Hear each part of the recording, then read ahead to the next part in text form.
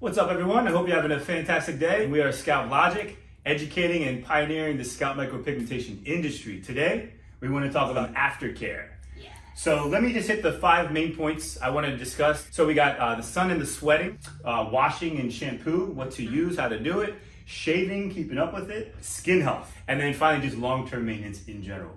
A major disclaimer, we need people to understand.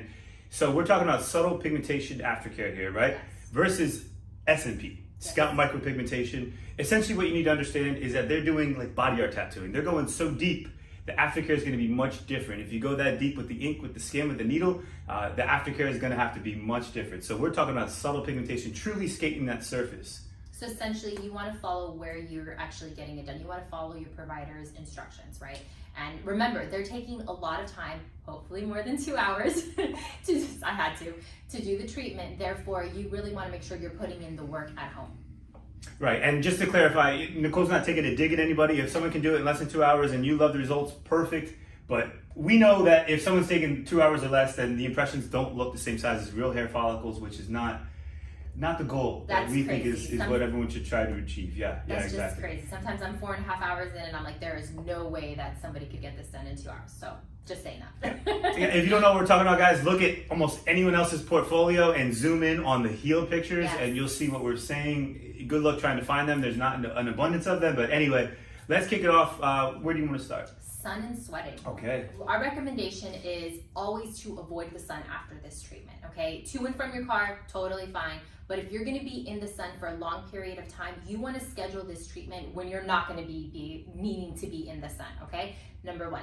Number 2, we provide a customized shampoo based on the client's skin, and they start using the shampoo the very next day, and they wash every single day. My entire career, it's been confusing for people. I've always done different than most of the SMP industry. They'll do 4 days or 5 days, whatever. Don't touch it with water, don't touch it with soap, no nothing.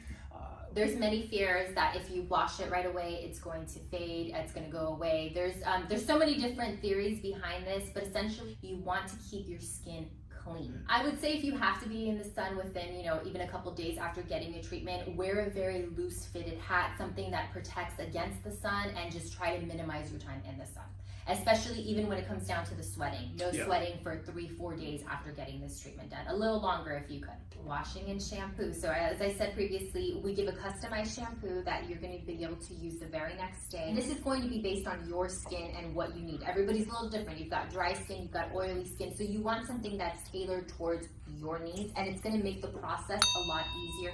Even just the healing process in general, I would say. How soon can you shave after? Our recommendation is always 3 to 4 days. We have all of our clients shave the night before because they won't be able to shave for those 3-4 days.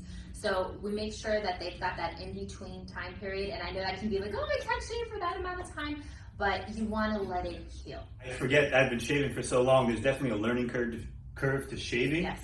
So again, custom. Preference. Ultimately, I say get a couple of different options. Have the blade shave, have the foil, have the shaver, and kind of dial in what works best for you. So skin health is, first of all, we really work with our clients before they come to kind of dial in their skin and have almost like a game plan for them, right? Because again, customize. I know we say this all the time, but it really is. Your skin is going to be different than, the guy sitting next to you. So we want to really work on that.